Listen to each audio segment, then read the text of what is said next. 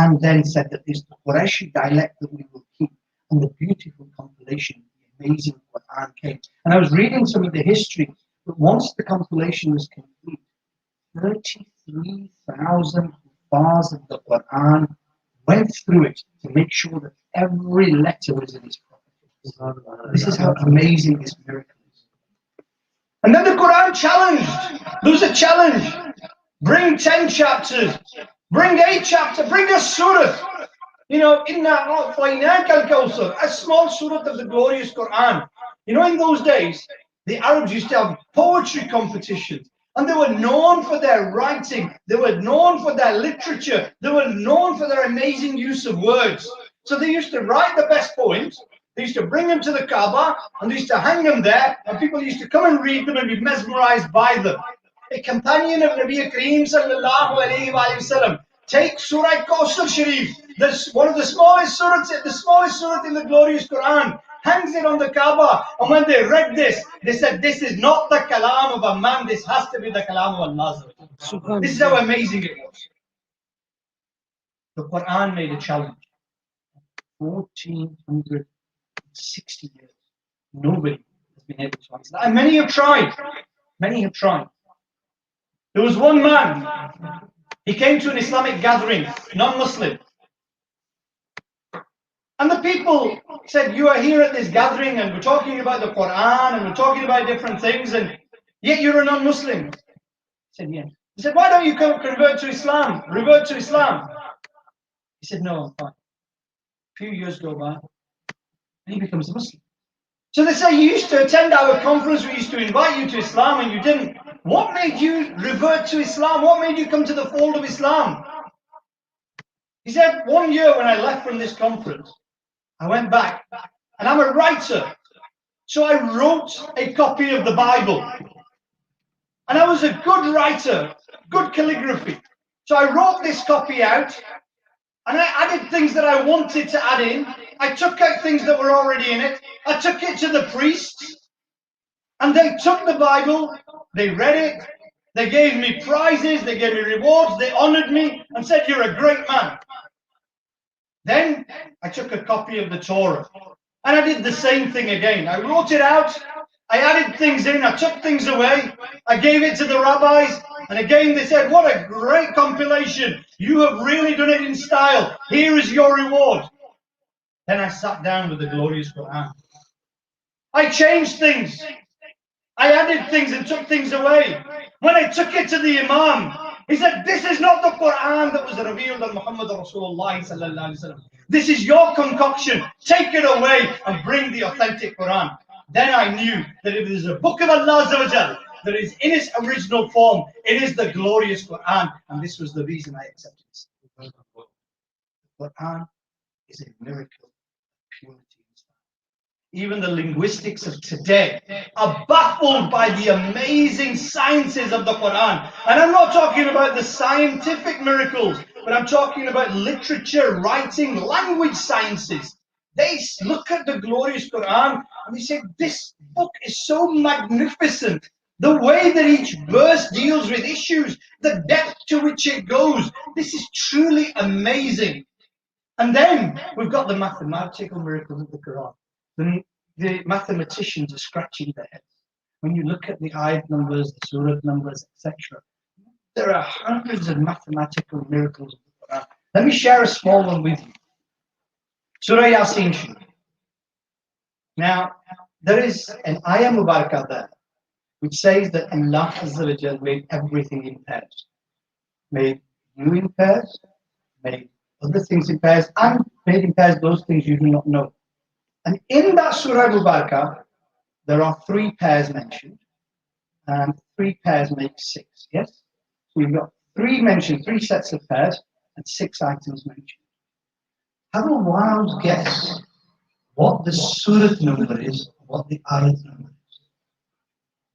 Do you understand what I'm saying? So 2 pairs. So the Quranic ayat of the glorious Quran says, there is a pair of this, a pair of this, and a pair of this. 3 pairs are mentioned in the ayat, yeah?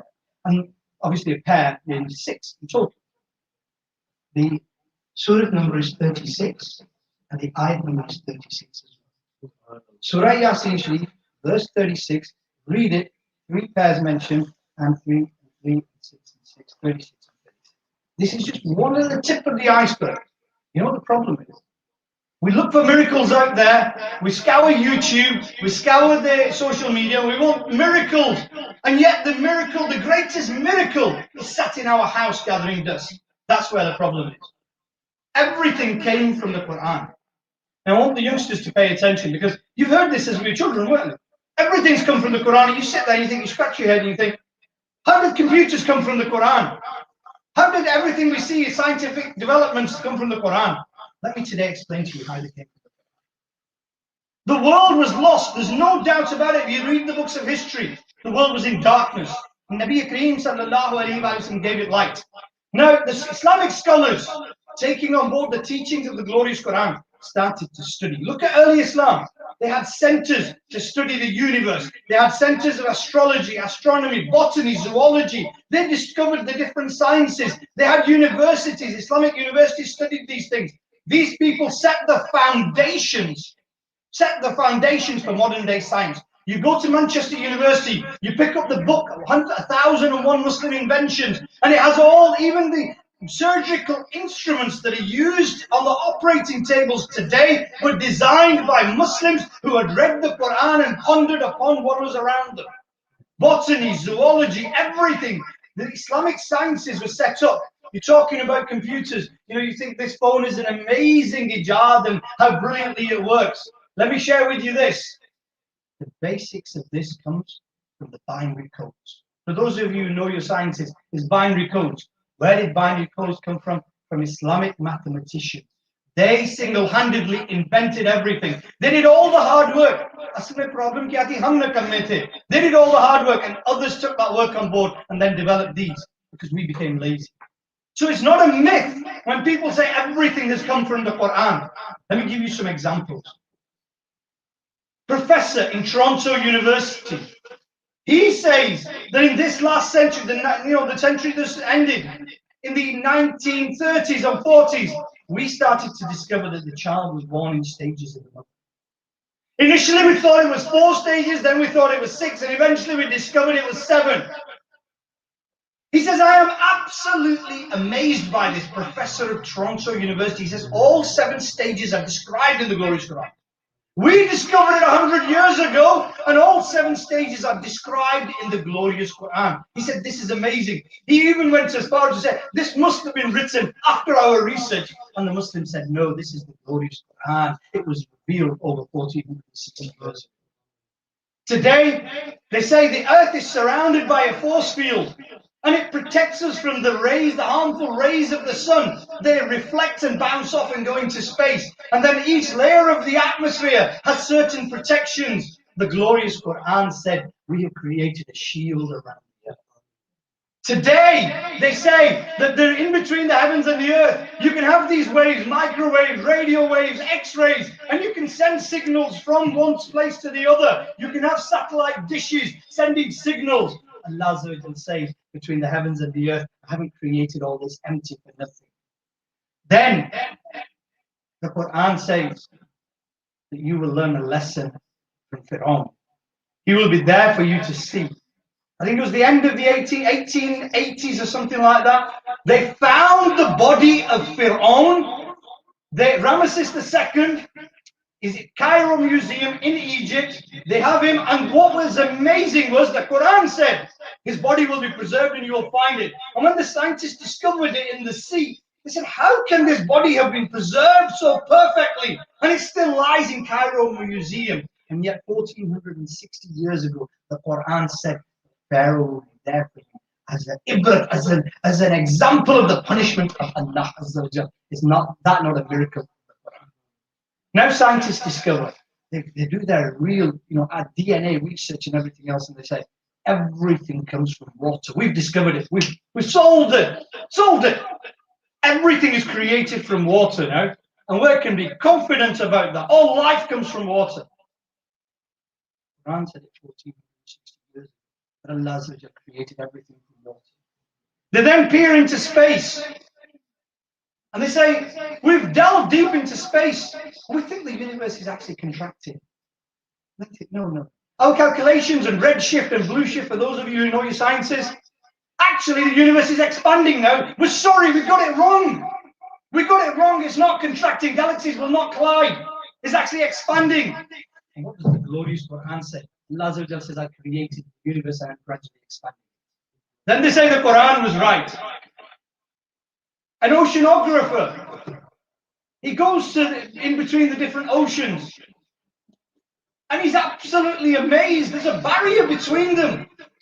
This water cannot mix with that water. That water cannot mix with this. And I'm not talking about a glass. I'm talking about thousands of miles of ocean between which there is a barrier and the water on one side cannot get to the other.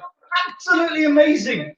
And yet if you read Surah Rahman, the glorious Quran says, Allah says, and we've created the oceans and set a barrier between them. What other miracles do you want? Let me give you the last one. The list is endless. You know, many years ago, I'll tell you something really funny. When I was young, I read a book. I think it said 20 miracles or 30 miracles. This is amazing. 30 miracles of the glorious Quran. And so I read through them. I thought this was fascinating. And then I found another book. It said more miracles of the Quran. And I read that. And then I realized I can carry on reading all my life.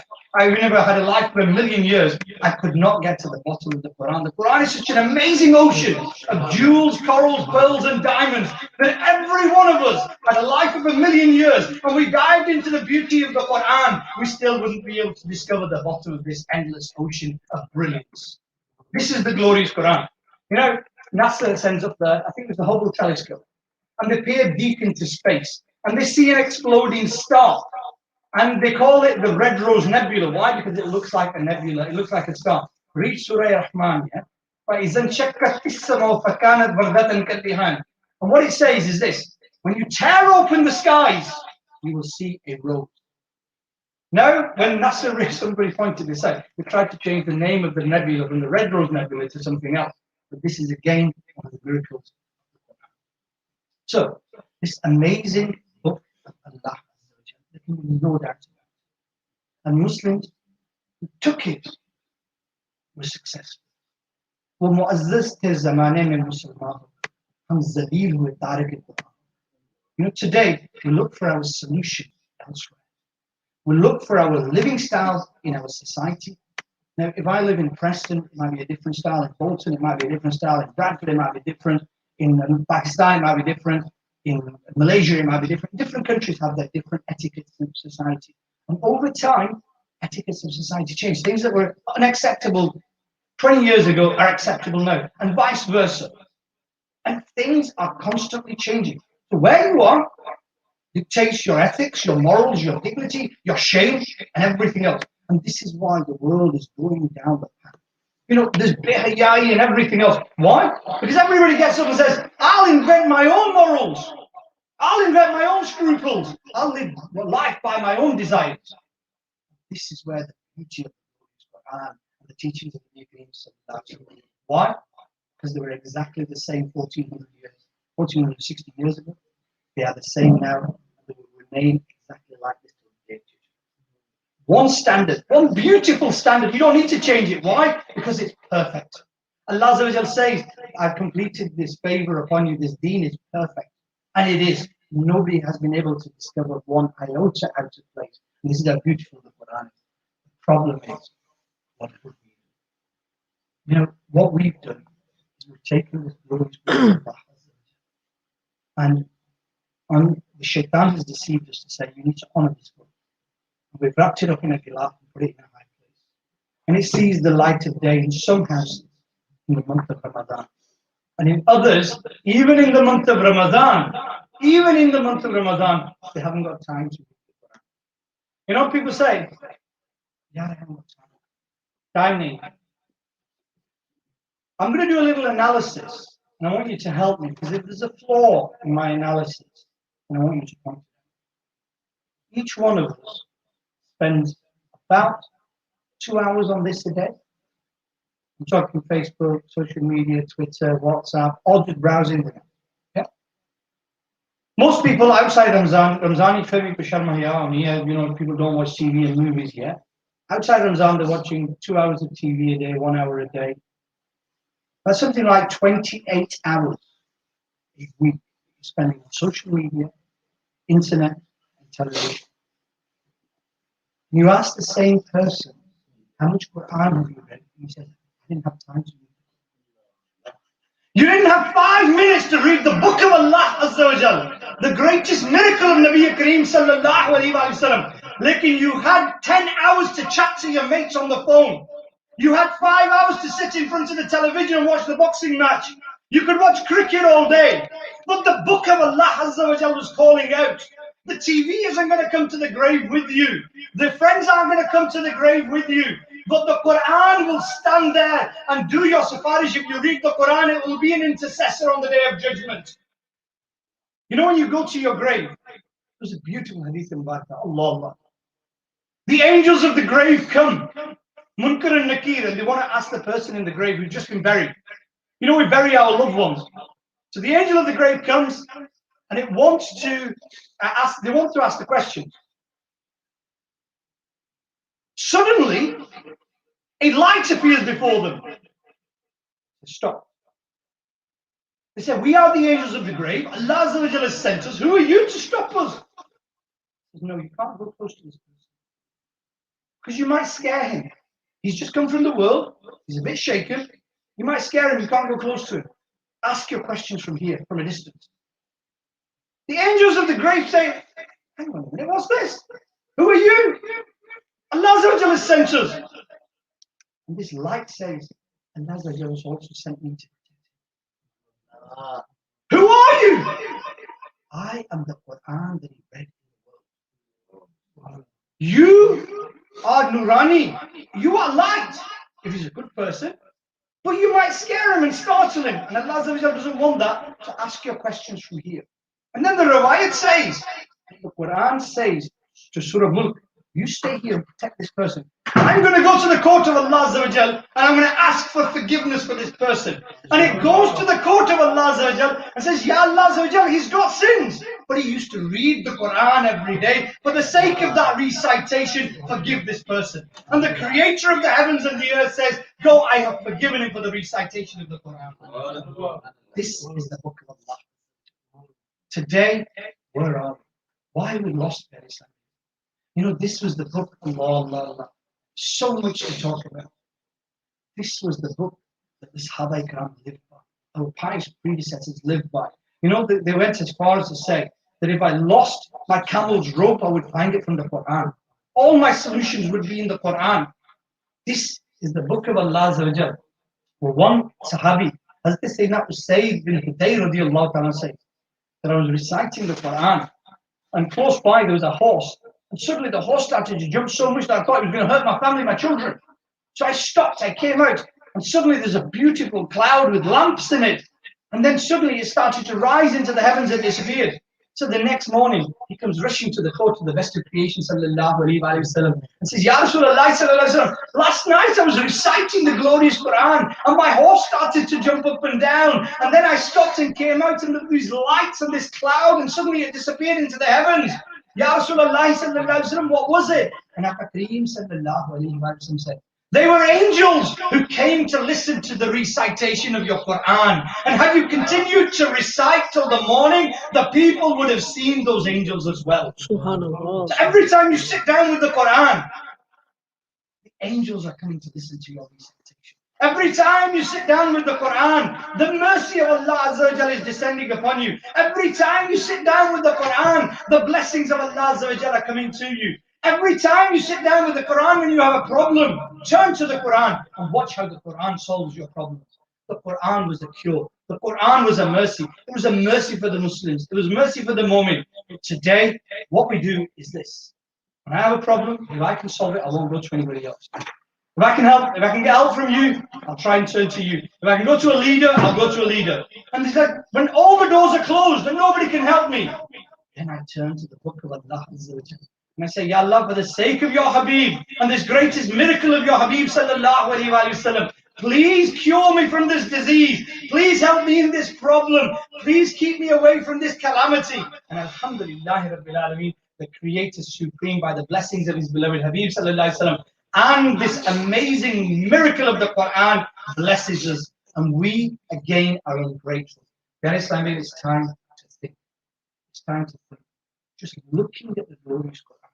Shu'bul Iman, Hadith al-Bakr, right in front of you. Nabi Kareem sallallahu alayhi wa sallam. If you don't do anything else, just look at the Quran. That is also an act of worship. And today, you know, when people ask, Allah, there's so much to talk about, I'll run out of time. You know, people ask, why is it that everything that has gone wrong, could go wrong, has gone wrong? Why is it that everything that could go wrong has gone wrong? And why is it that by 12 o'clock, I've got my head in my hands, and I don't know where I'm going? What I'm doing? The question is, rewind. Rewind and let's see how you started. Did you get up in the morning, wash your face, brush your teeth, came down, had breakfast, watched news, flicked over the channels, left the house, got in your car, drove to work, started to try and earn a living? Sounds normal? This is why by 12 o'clock you've got your head in your hands, because everything that could have gone wrong has gone wrong. Why? Because you neglected the rights of Allah Azza wa Jal. You neglected the teachings of Nabi Kareem sallallahu alaihi wasallam, and you ignored the Quran. Do you want to tell you what you should have done? And then wherever you'd gone, you would have been successful. You would have been left with the flag of Islam in the morning. If you got up and prayed your Fajr, and if you went to Jamaat, even more Sawab. Then, if you came back and read the Quran, then if you did the zikr of Allah Azza wa Jal, then if you looked at the beautiful face of your parents, then when you sat down to do your breakfast, you read Bismillahir Rahmanir Rahim. When you left your home, you read Bismillahi Tawakkaltu Alillahi. When you got in your car, you read the Safar ki dua, you read Salatu Salam, you started your work, and you said, Ya Allah, give me halal. Then all day, wherever you went, the angels of Allah Azza wa Jal were with you, and you were successful in everything you did. But if you wake up to the news, and you wake up to the songs, and you wake up to the filth, then all day you will have your head in your hands and you will be crying. And this is what is the problem in our life. The barakat and the blessing comes from the Quran. No, there are people who will not leave the home without reading the Quran, even if they're running late. I know people who will read at least a ruku, translation in English, tafsir. If they haven't got time, you know what they do? They'll do wuzu and just look at the Quran or read an ayat and then close it and say, Inshallah, when I get back from work, I'll do it. I've got up late today or whatever. But I'm not leaving my home without reading this book of Allah. What if I never return home? At least the last thing I've done is open the book of Allah. This is what we need to do. Bring the Quran into your life, not just in Ramadan, in every day. Ramadan is a month of training. Ramzan trains us to live our life. If we can train ourselves to live our life properly, in Ramzan, we're praying in the masajid. It's training. We should be praying in the masajid outside Ramzan. In Ramzan, we are reading the glorious Quran, Subah, Sham, Dinner. We should be doing that normally as well. You know the great companions of Nabi Kareem sallallahu alaihi wasallam. You know what their greatest pastime was? Ours is chilling with the boys, isn't it? Oh, gee, somebody's going to come and pick me up and I'm going to chill with the boys and everything else. Their greatest pastime was recitation of the glorious. This is what brought peace and tranquility to their heart. This recitation was everything for them. This was what changed their lives. This was what the essence of their existence was. Everything was the Quran and the teachings of Nabi Kareem sallallahu alaihi wasallam. And of those who changed, I'm going to give you one last riwayat and one hadith of Barkan. Hazrat Abu Hashim Sufi said that once I was wanting to go to Basra. So I came to the river and there's no boats. And there was a wealthy man with a boat and he had a maidservant with him.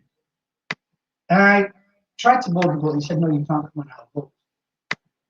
So the maidservant interceded and she said, where's this old man going to find a boat at this time? Let him on. He can sit at one side of the boat. The great Sheikh says, I sat at one side. He said, bring out the food. So they brought out food and he invited me and I ate with him. After the food, he said, right, bring out the wine. So the maidservant went. She brought out the wine. I moved to one side. We started drinking. He said to the maidservant, play the musical instrument and start to sing. So she's singing away. And it's tranquil waters and the boat sailing across the river. The rich man turns to me and he says, you ever heard anything as beautiful as this song and this music that's there? Look at it, it's perfect. And the Wali of Allah Azza wa Jal said, yes, I have heard something more beautiful than this. He said, what can be more beautiful than this? We're in the river, we're in a boat, it's beautiful, it's peaceful, it's tranquil. I've got a beautiful maidservant, she's singing, she's got a musical instrument. What could be more beautiful than this? The great Wali of Allah said, أعوذ بالله من الشيطان الرجيم بسم الله الرحمن الرحيم إذا الشمس كورت وإذا النجوم انكدرت وإذا الجبال. And when the sunshine is rolled up, and when the stars shall fall, and when the mountains are moved. Allah, the verses of the Quran pierced this man's heart. He started to cry uncontrollably. And when the great Sheikh read the ayat of the Quran, وَإِذَا الصُّحُفُ نُشِرَتْ, and when the balance sheets of deeds are open, he couldn't handle it anymore. He fell down crying. He said, oh, maidservant, you're free. Go. Throw the musical instrument and the wine in the river. He came close to the great Sheikh and he said, oh, my brother, what do you say? Will Allah accept my repentance? The great Sheikh said, yes. Allah says in the glorious Quran, indeed, Allah loves those who repent abundantly and loves those who purify themselves. From listening to this, he repented from his sin. What was it that took him from a life of sin out into a life of real light and guidance? It was the recitation of the glorious Quran. Today, we want our children to change. How much do we encourage them to read the Quran? Give them the love of the Quran. Teach them about the miracles of the Quran.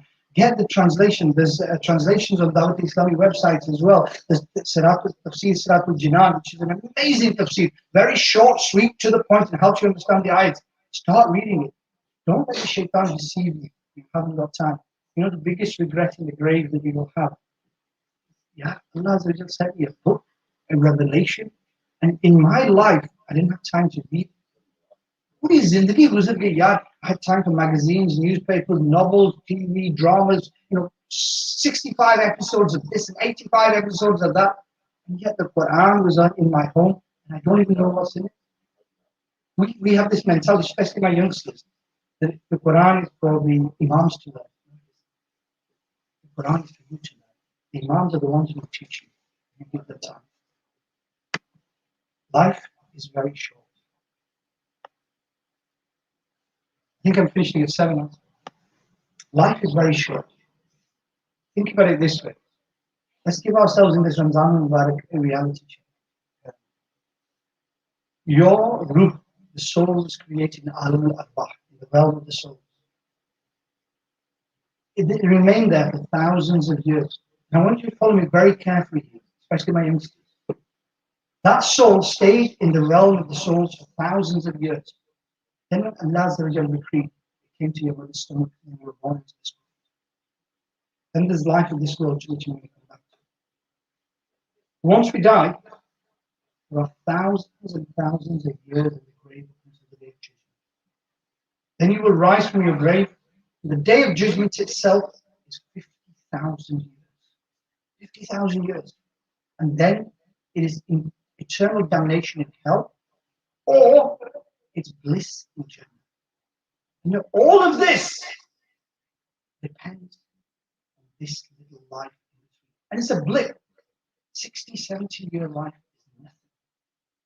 And let's do a reality check on this 60, 70-year life just to finish up. If somebody's 30 here, there's a 30-year-old. Say you're going to live to 60, you've got 30 years left.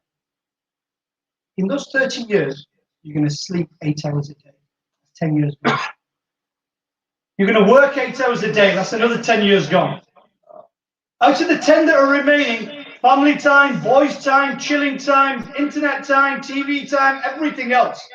If you start to read your 5-time prayers and you read half an hour of the Quran every day, nothing more, in your whole of your lifetime, maybe 1 year you are dedicated to the Quran. The teachings of the Nabi. That's all that Allah Azza wa Jalla is asking you. And yet what you say is, Ya Allah, I'm so selfish that I don't want to even do that.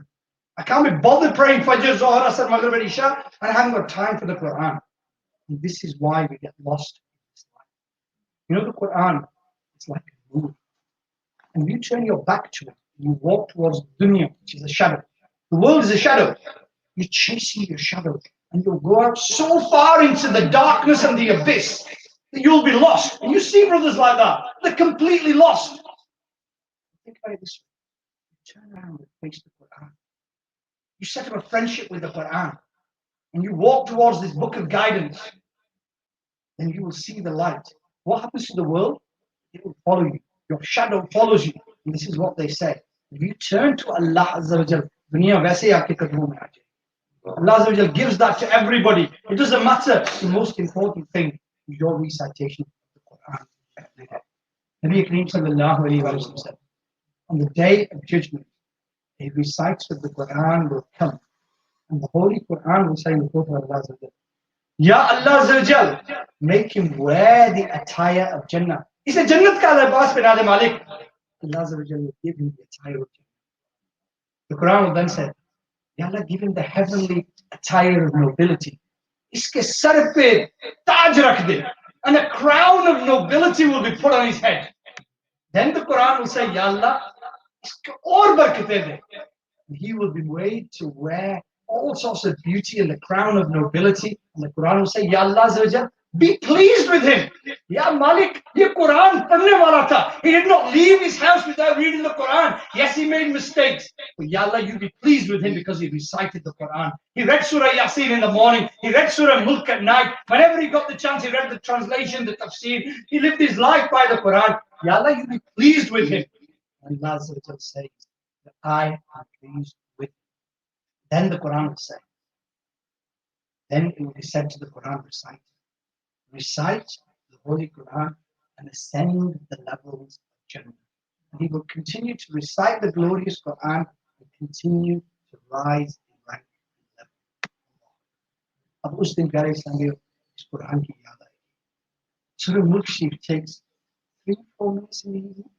Yet Nabi Kareem sallallahu alayhi wa sallam said, it will come and protect you in your grave. Azab-e-Qabr idhar se aayega, Surah Mulk will come and stand. Azab-e-Qabr idhar se aayega, Surah Mulk will come and stand. He said, you're not getting into this grave. This banda theek hai, gunegar tha, he was a sinner. He used to read Surah Mulk Sharif. Surah Yasin Sharif protects you from calamities. Aaj humne Surah Yasin Sharif ko rakha hai, when somebody's passed away, read it for them. No, it's for the alive as well. It serves a special purpose for those who are dying or have passed this world. Now today we make it a habit of reciting Surah Yasin Sharif. That Surah Yasin Sharif will help you. It'll help you in your life. You know, if you want to be safe from calamities during the day, it's about Surah Yasin Sharif. Then there are hundreds and thousands of ayat mubarakah, 6,666 beautiful verses that we can learn. Each one is magnificent. Each one, books can be written. How many have we learned? How many have we understood? And how many are we acting? And the real litmus test that I leave you with, and this is a question for me and each one of you. Ramzan came last year. Between the two Ramzans, I've done a lot for myself. You know, built up my bank balance, I built up my car, this, that, the other. Sab kuch hua, kaam kiya, business chalaiya, everything. And what have I done for the deen and Nabi Kareem sallallahu alaihi wasallam? What have I done to increase my worship? How much more Quran am I reading compared to last year? The answer is nothing more, or even in some cases, unfortunately, I'm reading less than I was. And ask yourself, where am I going? And that is the purpose of Ramadan. May Allah Azza wa Jal give us all the blessings and the barakah of this amazing book of Allah Azza wa Jal that is in our houses. May Allah Azza wa Jal give us the tawfiq to try and put it in our hearts. You don't have to become a hafiz of Quran. ख्वाहिश होती है ना बहुत सी संगत कहते हैं मैं हाफिज बन जाऊँ ना तो मैं ये करूँगा वो करूँगा. You weren't destined to become a hafiz. That doesn't stop you reading the Quran and understanding and implementing it. And that is where success lies. Ameen. Bijahi Nabi Sallallahu Alaihi Wasallam.